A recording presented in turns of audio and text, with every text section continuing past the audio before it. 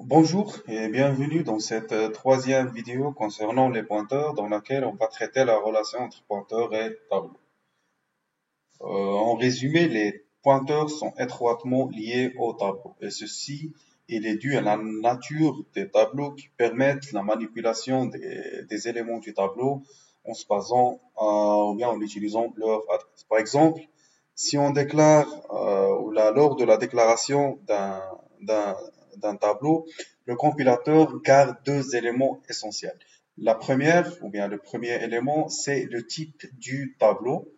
Et le deuxième, c'est l'adresse du premier élément. Donc, T tout court constitue l'adresse du premier élément. Donc, ça, si vous voulez, c'est équivalent à adresse T20. Et en se basant sur ces deux éléments, à chaque fois qu'on essaie d'accéder à un élément I dans le tableau, le programme a déjà l'adresse de base, qui est l'adresse de T20 ou bien de T, et puis il a la taille du type du tableau. Donc, puisqu'ici, il s'agit des entiers, donc ça va être 4.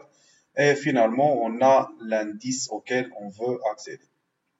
Par exemple, si on veut accéder au troisième élément de notre tableau, on a déjà l'adresse de base du T, et puis la taille des entiers, c'est 4 octets, et l'indice, et le calcul sera l'adresse du tableau plus 8 octets au niveau de la mémoire. Donc, une fois le programme fera un saut de 8 octets pour pouvoir accéder au troisième élément du tableau. Donc, et on peut remarquer ça à travers cet exemple-là. Donc, on a un tableau T de 50.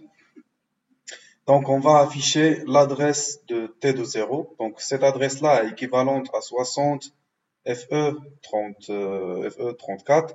Donc, si vous pouvez mettre adresse T de 0 ou bien adresse de T, et on essaie aussi d'afficher l'adresse du troisième élément qui est 60 FE333C. Donc, si on fait l'opération de soustraction entre les deux adresses, on aura le résultat qui est de 8 octets. Donc, pour pouvoir faire, ou pour qu'un pointeur puisse pointer sur un tableau, donc on aura besoin d'une variable de type pointeur, on aura aussi besoin de déclarer le pointeur. Et par la suite, on fera P reçoit T, parce que par défaut, T fait référence à l'adresse du premier élément, comme on peut faire P reçoit adresse de T de 0. Maintenant, le pointeur P et T, ou bien adresse de T de 0, pointe tous les trois, ou bien tous les deux, si vous voulez, sur le même octet en mémoire. Alors, donc, puisque P pointe sur le premier élément du tableau, alors P de 1 va pointer sur l'élément suivant. Donc, ça, si vous voulez, ça, c'est notre tableau. P, donc, il est ici. Donc, ça, c'est T. Et ça, c'est T de 0 ou bien T avec l'indice 0. Donc, quand on va mettre P plus 1, donc ça tout court, donc P plus 1 va pointer ici. Et le contenu de P plus 1, donc il va aller chercher ce qui se trouve dans cette case-là pour pouvoir l'afficher. Parce qu'on avait dit le contenu, on va aller chercher le contenu de la mémoire. Donc, donc si on fait par exemple le contenu de P plus 1 reçoit 20, ça c'est équivalent à T de 1 reçoit 20. Pour résumer un petit peu, donc si on a un tableau T de type int, donc on avait dit que T désigne l'adresse de la première composante de T, donc qui est équivalent à adresse de T de 0. Et T de I désigne le contenu de la composante I du tableau et adresse T de I désigne l'adresse de la composante I du tableau. Et si on veut faire une projection de ça en utilisant le formalisme pointeur, donc P reçoit T, donc P va désigner l'adresse de la première composante de T. Donc c'est comme si on a P reçoit adresse de T de 0. P plus I, donc va désigner l'adresse de la composante I de T. Donc ça, vous voulez, c'est équivalent à ça. Et le contenu de P plus I va désigner le contenu de la composante I du tableau. Donc ça, c'est un petit peu équivalent à, à ça. Donc, grosso modo, ça, c'était la partie théorique concernant la relation entre tableau et pointeur. Et on passera à un petit exemple. Ça, Donc là, pardon, donc je vais supprimer ça.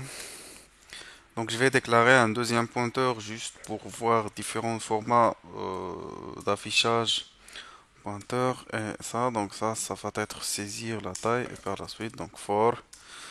Ici on aura le début for et fin for.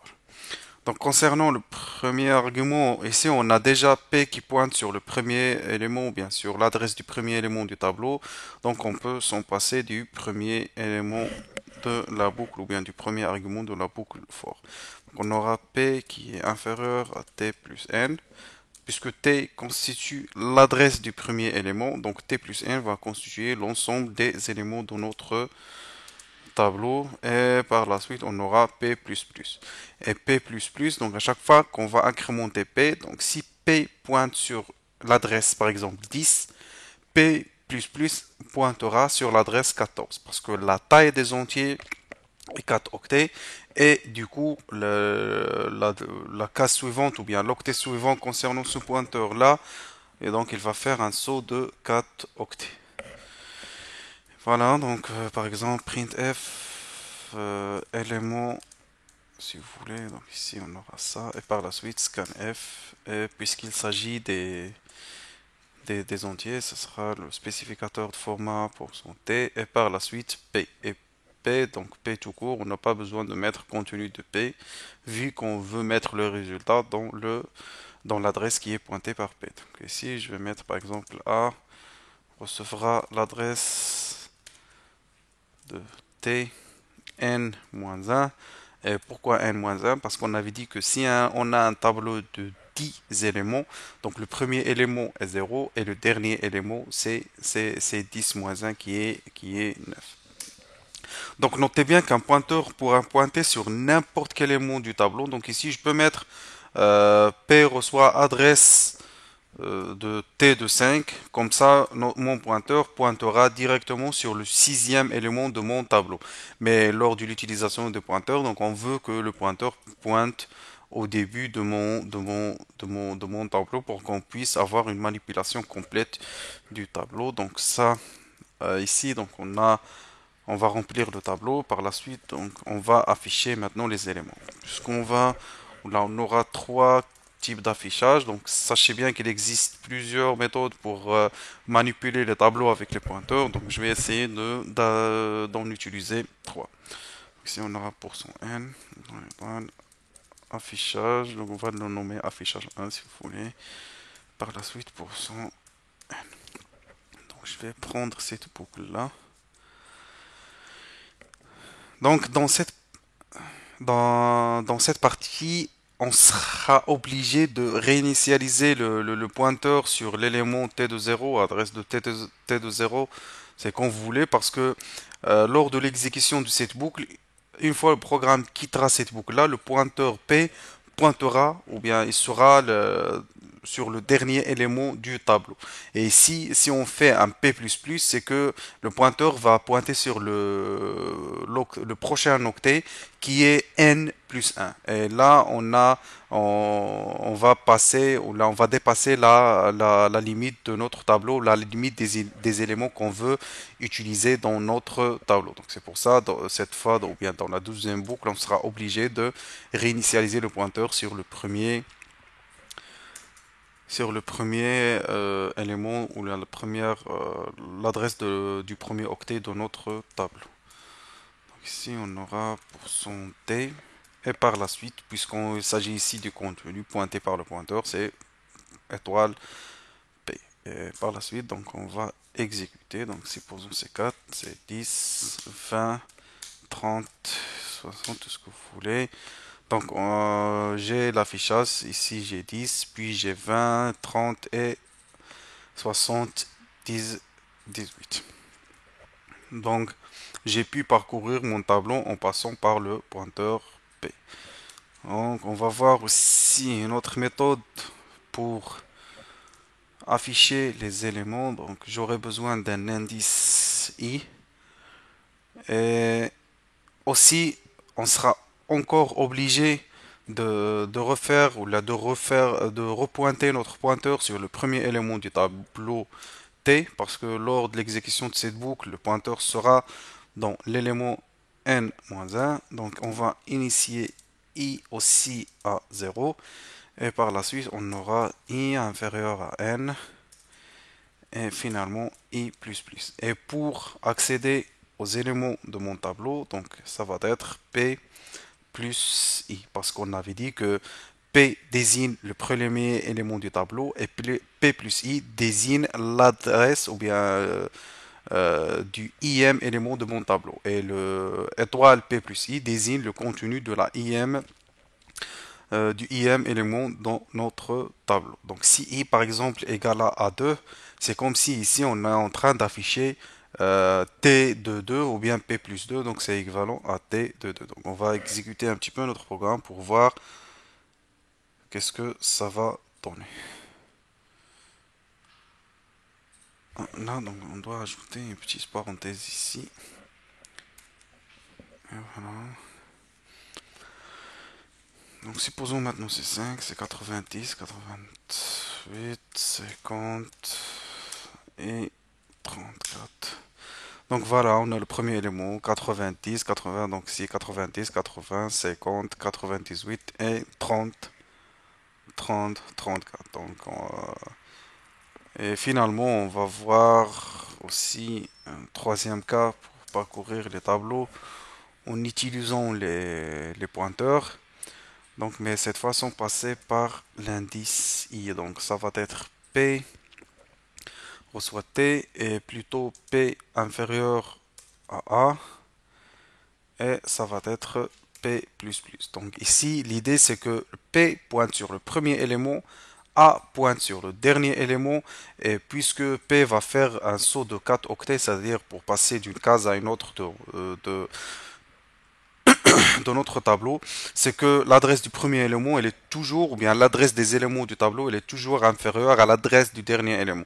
Et à chaque fois, il va faire la comparaison, on saura que l'adresse courante elle est inférieure, ou tant que l'adresse courante est inférieure à l'adresse du dernier élément, donc le tableau va afficher les éléments. Donc ça, c'est plutôt inférieur ou égal. Et si vous voulez, on peut même afficher les adresses sur lesquelles sera notre pointeur. Donc ici, pointeur P, c'est dans l'adresse son X. Par la suite, ça sera comme ça. Et puis P. Donc on aura la même chose ici. Mais cette fois, ça sera pointeur A et puis A.